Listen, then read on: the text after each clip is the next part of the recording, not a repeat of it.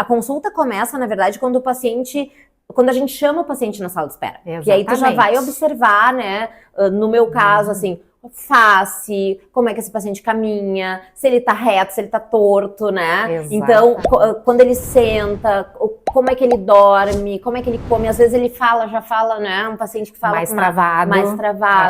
Então, esse olhar, ele é muito importante, super né? Importante. Tanto na parte odontológica quanto da parte médica.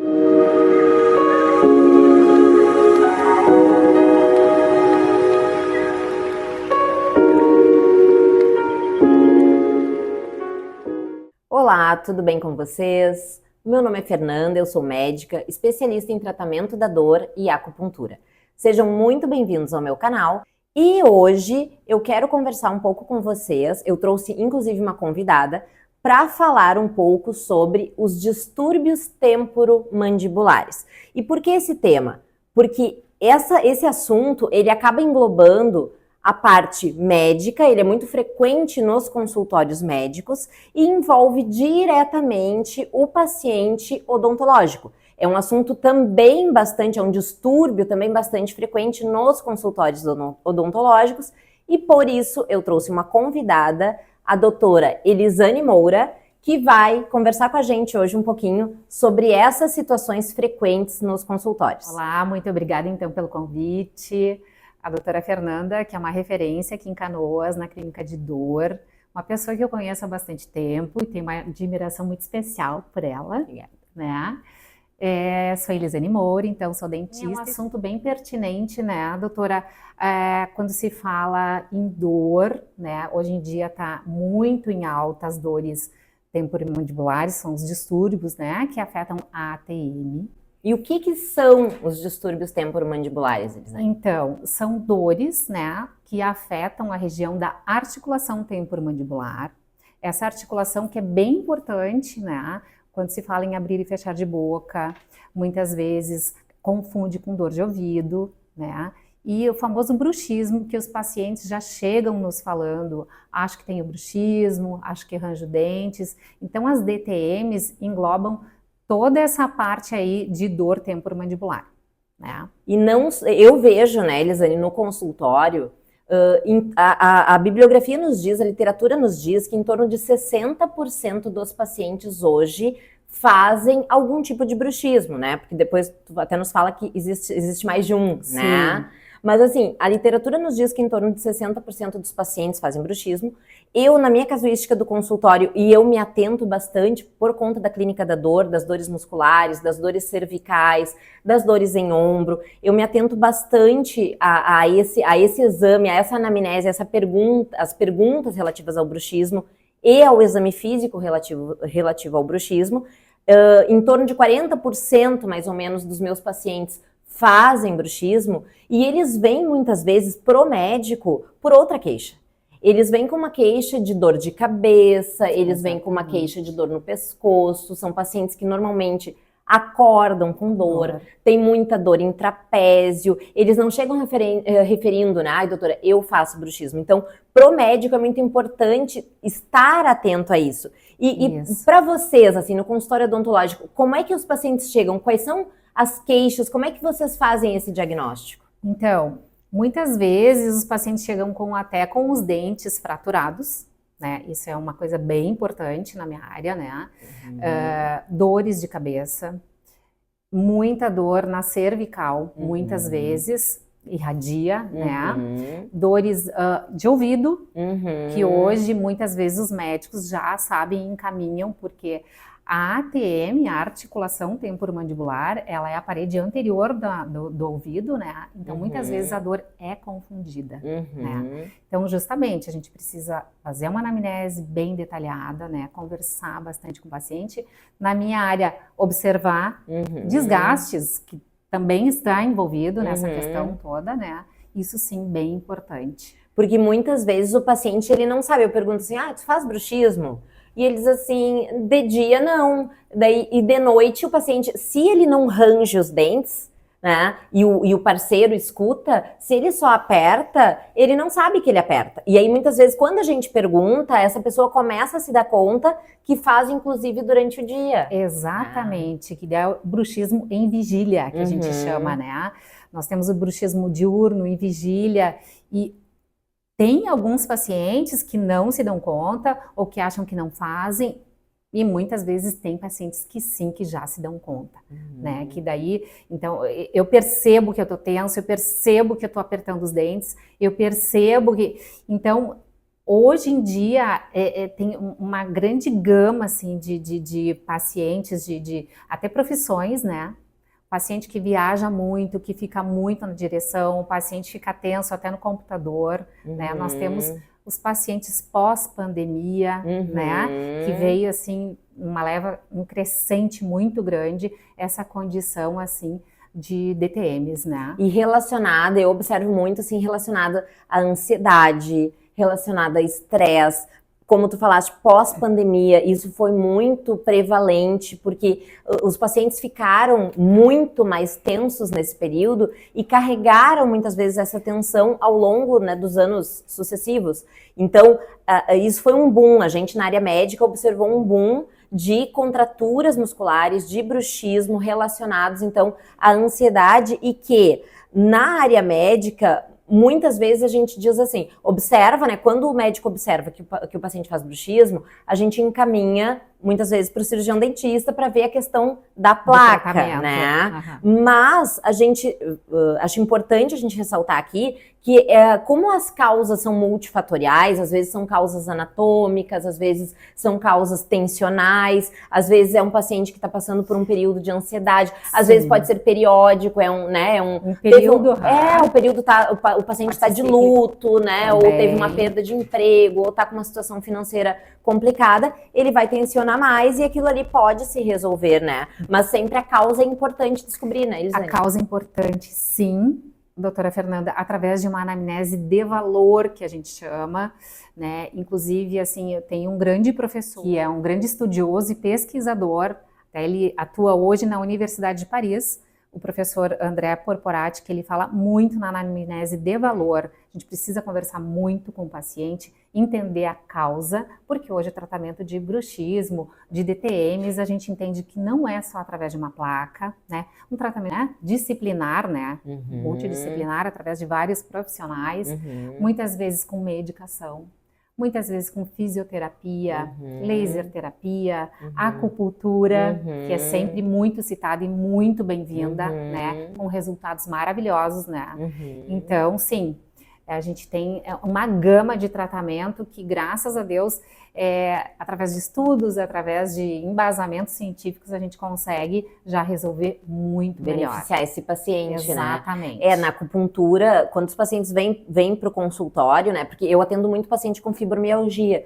E existe um subtipo de fibromialgia que ele é diretamente relacionado ao bruxismo por apertamento. Paciente que tem dor cervical, que a gente avalia, que faz ressonância cervical, não tem uma causa, não é uma dor neuropática, uma dor de nervo, digamos assim, não é uma hérnia de disco, paciente com dor em trapézio, aquele paciente muito tensionado e com histórico já de fibromialgia, a gente sempre vai pensar, tem que lembrar dessa questão do bruxismo. E na clínica da dor e na acupuntura, nós vemos que esse paciente ele pode ser medicado, pode ser encaminhado para o dentista sempre, né? Eu sempre encaminho para um diagnóstico mais assertivo, encaminho esse paciente muitas vezes para o psiquiatra ou começo a tratar com algum antidepressivo, algum ansiolítico mais leve no consultório, se é um paciente que não faz tratamento, né?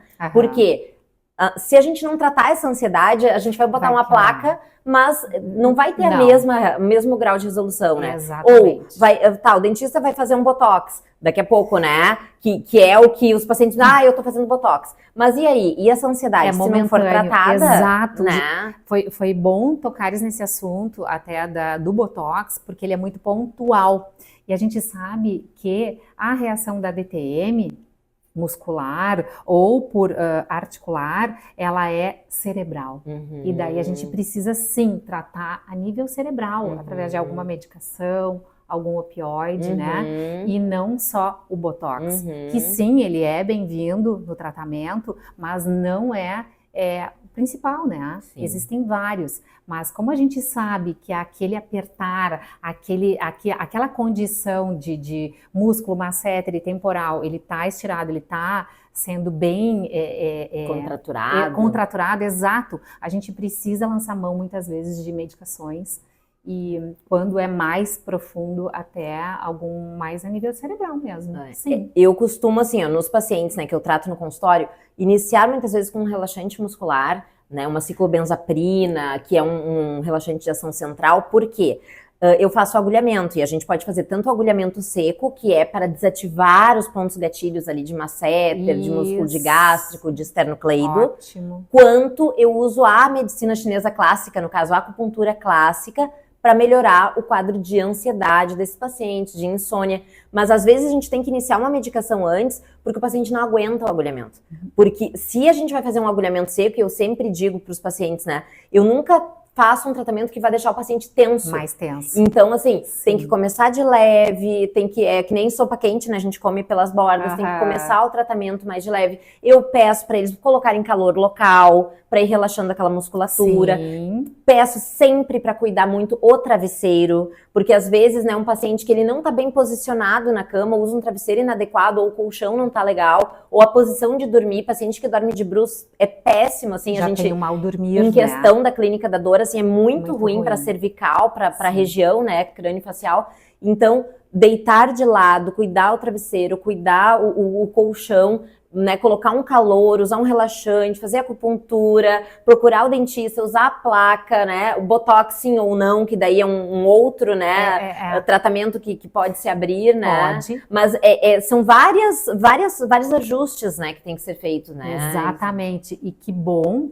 porque hoje se tem um olhar mais amplo, né, nessa questão, porque eu já recebi no consultório paciente que veio de neurologista, que já tinham feito com muita cefaleia, que já tinham feito ressonância e, né, com medo que tivesse alguma patologia mais grave, e não, era justamente só atenção, né, só a DTM. Né? Eu tenho um outro vídeo que eu fiz que eu até trouxe esse exemplo, né, também de uma paciente que veio, isso é muito comum, né, as dores de cabeça, que não se encontra uma causa, que fica rotulado como enxaqueca, e eu tinha uma paciente que ela veio e ela tinha um perfil facial, assim, biofísico, que fazia bruxismo, fazia apertamento, ela tinha um rosto mais quadrado, um masseter mais bem potente. tensionado.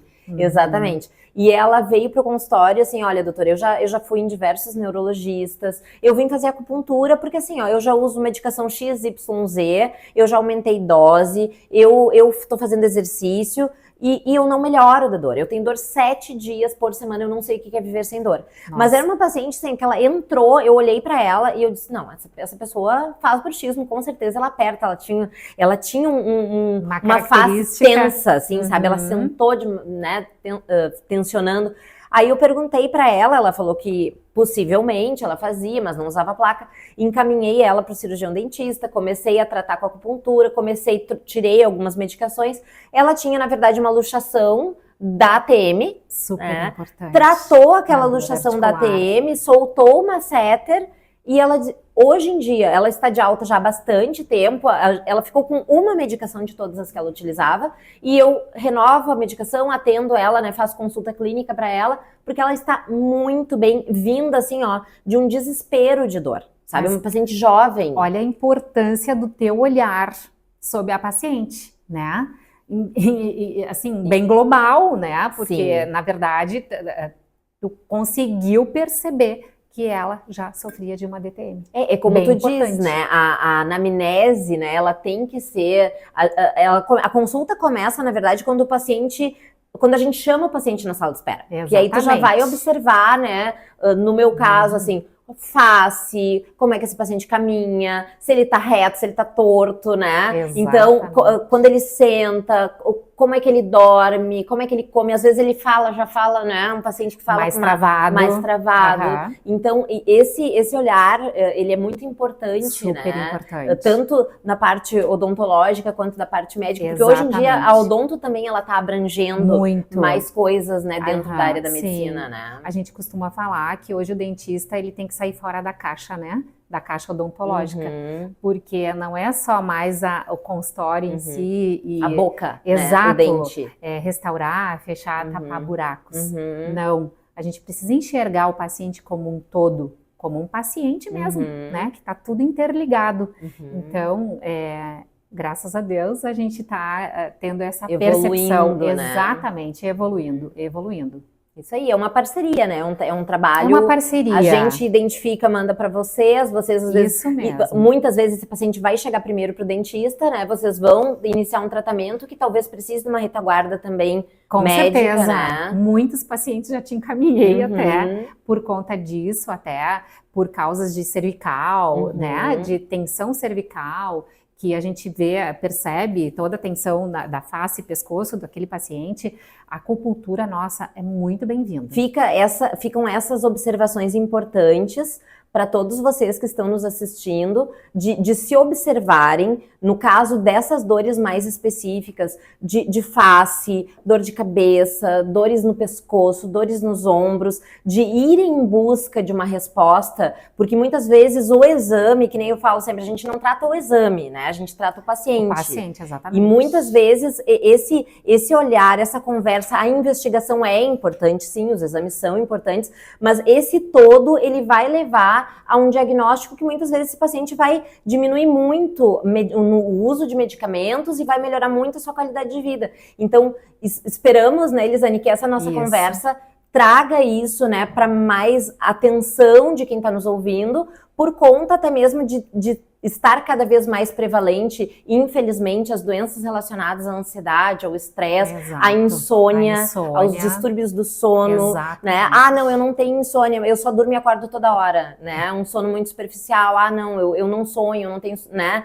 Então, assim, eu acordo cansada, né? Então, assim, esse acordar cansada muitas vezes tem a ver indiretamente com bruxismo. Totalmente. Né? Não durmo, né? Aperto a noite toda. Até foi bom tu trazer essa questão, porque, na verdade, a gente fala do bruxismo, muitas vezes ele pode até ser bom, tá? Bom como? Nessa questão de apneia obstrutiva do sono, que a gente comenta, né? Que, seguinte, alguns médicos e dentistas que têm essa formação ou algum curso, né?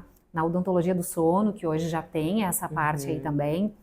A apneia obstrutiva do sono, ela é trazida como uma morte lenta, né? O paciente tem aqueles micro obstrução de passagem de oxigênio para o cérebro e isso vai acarretando com problemas inúmeros. Neurológicos, inclusive. Né? Exatamente. Então, quando o paciente tem essa condição de apneia, o que acontece? O bruxismo, a incidência do bruxismo, porque ele tem aquela obstrução de passagem do ar, onde ele vai ter a apneia e vai estar fazendo o movimento de ranger de dente. Esse movimento, ele busca com que aconteça a passagem do ar.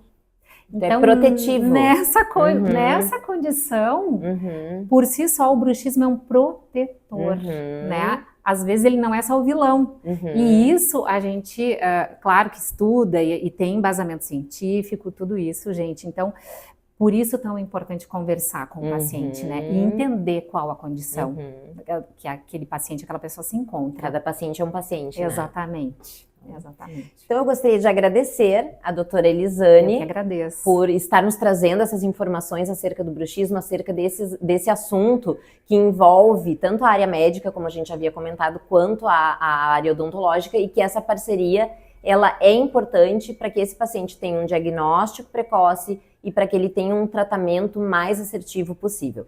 Muito obrigada, Elisane. Eu que agradeço mesmo, conversar contigo é um prazer. E então, assim, eu te agradeço, é um assunto amplo, muito vasto. A gente poderemos fazer outros encontros, inclusive, né? A gente pode estar conversando o dia inteiro, isso né? Aí. Exemplos, casos clínicos, sim, né? Mas que bom que é um assunto muito pertinente, né? E eu que te agradeço pelo convite. Que isso. Então, muito obrigada a vocês que nos assistiram. Se esse assunto for interessante, se vocês conhecerem alguém que talvez vá se beneficiar, que faça bruxismo, que tenha dor de cabeça, que tenha dores, né, em ombros, cervicais, por favor, compartilhe esse vídeo e nos siga no canal. Um grande abraço.